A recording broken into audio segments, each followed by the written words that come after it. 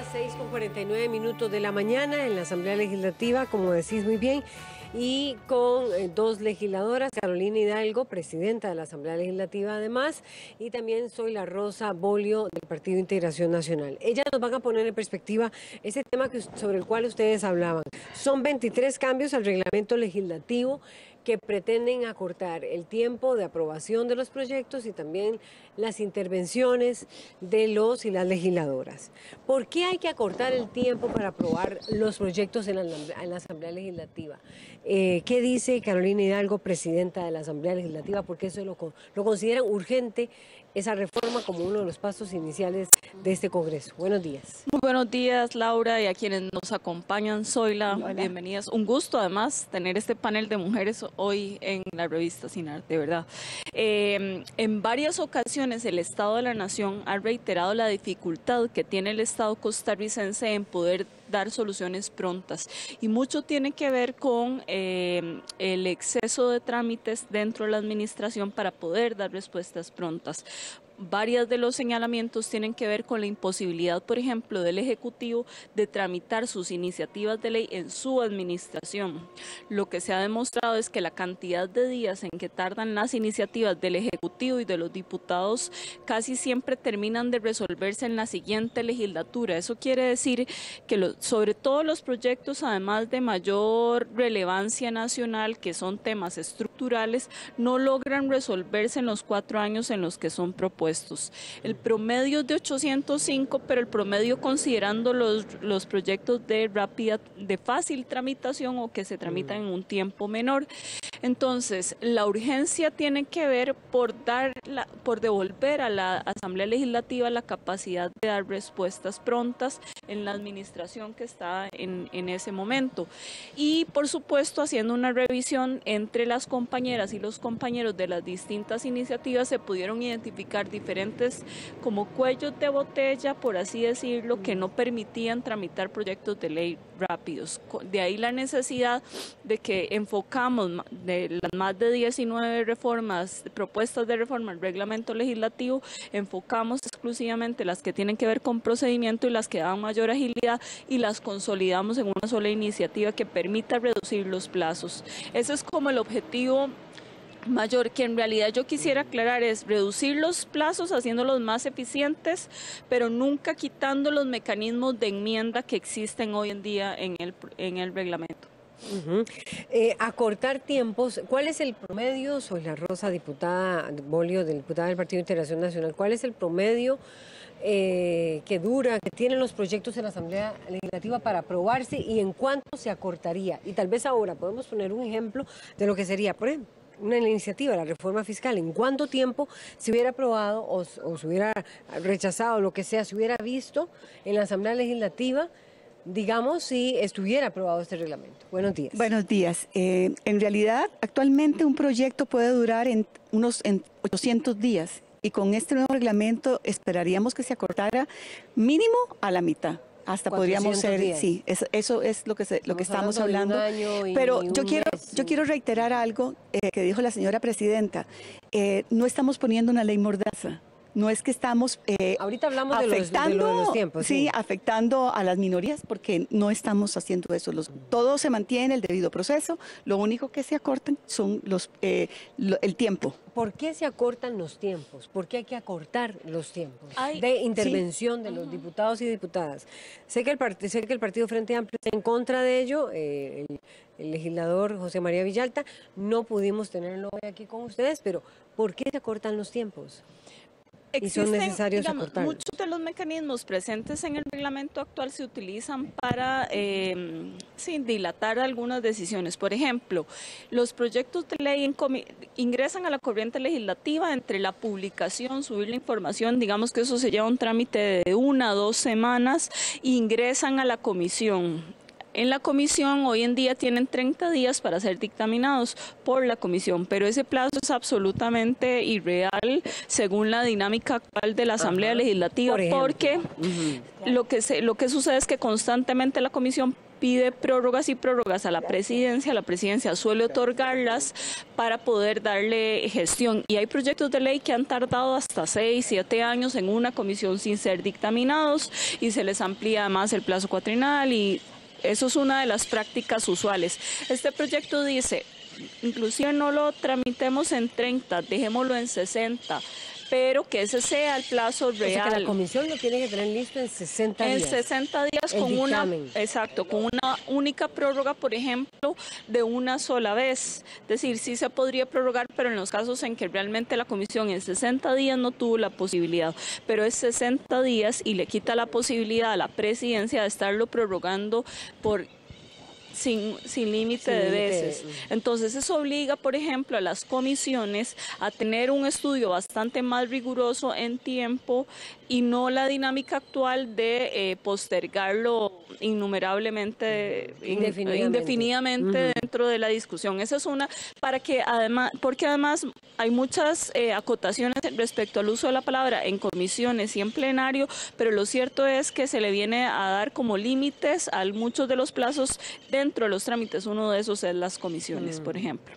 El tiempo de comisión se define y se define la prórroga. Sí, ¿verdad? Que podríamos decir, inclusive se está duplicando. Hoy en día es de 30, se pasa a 60, pero con solamente una única prórroga. Ahora, el tiempo de intervención. Decía usted, diputada Zoila Rosa Bolio, que no es una ley mordaza, porque eso es lo que ha expresado el legislador José María Villalta. Bueno, ¿por qué es necesario acortar los tiempos de intervención de los diputados en un parlamento en donde lo que hay que hacer es parlamentar? Bueno, porque usted puede dar sus argumentos, no necesariamente tiene que ser en media hora o 20 minutos, usted puede ser más concreta o más concreto en cuestión de 10 o 5 minutos, usted puede igualmente opinar, pero se ha dado que vuelven a pedir la palabra y vuelven a pedir a través de otros compañeros y se hace eterno y no se puede, digamos, llegar a votación. Cuando llegamos Pongamos un ejemplo.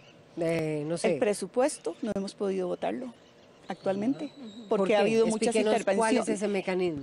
Piden la palabra y se habla y vuelven a pedir ¿Pide revisión. la palabra un mismo o una misma legisladora? Sí, y después sigue hablando, después vuelven a pedir la palabra y con temas ya superados que ya se han argumentado. Es para atrasar y atrasar y atrasar.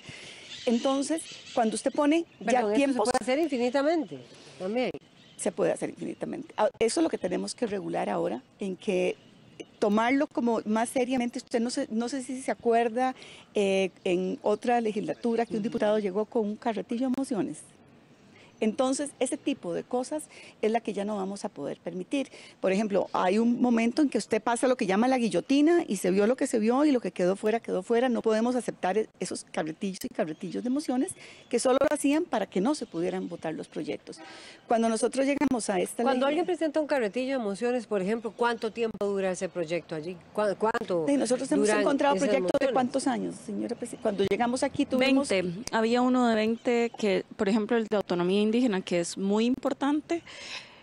Lo cierto es que en las distintas legislaturas en las que se ha tramitado no ha sido posible llegar a un consenso y por tanto no se definía realmente o el archivo o la votación en afirmativo de lo que era posible sacar en ese momento. Entonces, lo cierto es que no necesariamente extender el plazo de discusión de un proyecto te va a llegar a un consenso o no. Por ejemplo, ese esperó 20 años.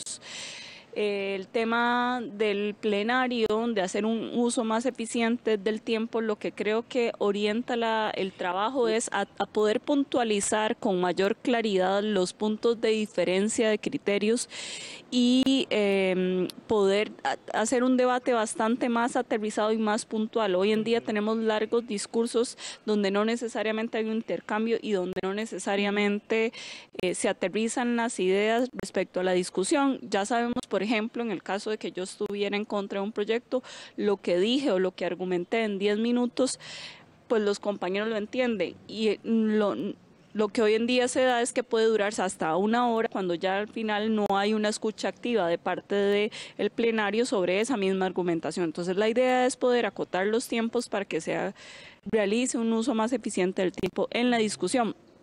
Pero en realidad el proyecto es bastante más ambicioso que eso. plantea, por ejemplo, un capítulo nuevo que se refiere a un abreviado, un proceso abreviado. Creo que en otros programas lo hemos conversado de la importancia de acotar o definir un proyecto con reglas claras para poder hacer un trámite de vía rápida para los proyectos que realmente lo requieren. ¿Por qué? Porque hoy en día el 208 lo que nos obliga es a redactar... La vía rápida. Exacto. La vía rápida, cuando se considera que la mayor parte del plenario está de acuerdo en darle una vía rápida a un Tiene proyecto. que empezar a diseñarlo uno para cada caso. En cambio, con este capítulo que se está agregando completo, ya vienen las reglas claras de cómo se va a tramitar un 208 bis. Una vía rápida no es que la Asamblea exacto, consideró no que era cada, necesaria para cada un vez que se implemente por ejemplo, uno... ahora la reforma fiscal, ¿verdad? Exacto, y por ejemplo había ¿Cómo una... se haría ahora si estuviera este reglamento aprobado? Los plazos son muy similares a lo que se tramitó, por ejemplo, en el 20.580, es decir, la comisión tiene un plazo acotado para conocimiento, también uno para el conocimiento de número de sesiones, para el conocimiento de mociones de fondo, lo mismo el plenario, o sea, define tiempos concretos o números de sesiones definidas en las que tienen que conocerse tanto la discusión por el fondo como las mociones, pero lo importante acá es que hay muchísima discusión siempre sobre cómo se redactó el procedimiento, si era claro, si era ambiguo, y además forma parte de la negociación por el fondo. Entonces hoy en día hay un gran desgaste en la discusión o en la negociación por el procedimiento y no necesariamente por el fondo. Además, Costa Rica es el único parlamento que no tiene dentro de su reglamentación, sus procedimientos, un proceso sumario o abreviado o fast track, como lo llaman en otros países. Entonces es necesario tener un procedimiento claro, con reglas claras, que además se le dé publicidad con mayor anterioridad para que todo el mundo esté muchísimo más preparado para lo que va a ser ese procedimiento, que no estar redactando uno cada vez que estamos en un trámite de esa relevancia nacional. Esto es de lo más importante porque no solo estamos reformando los tiempos, sino que estamos introduciendo un capítulo nuevo que nos da una mayor seguridad jurídica. Para quienes decían, porque recuerdo que esta discusión es de muchos años, de muchos, y vamos a ver, ¿por qué el Congreso en su momento, la Asamblea Legislativa, permitió que se discutiera tanto?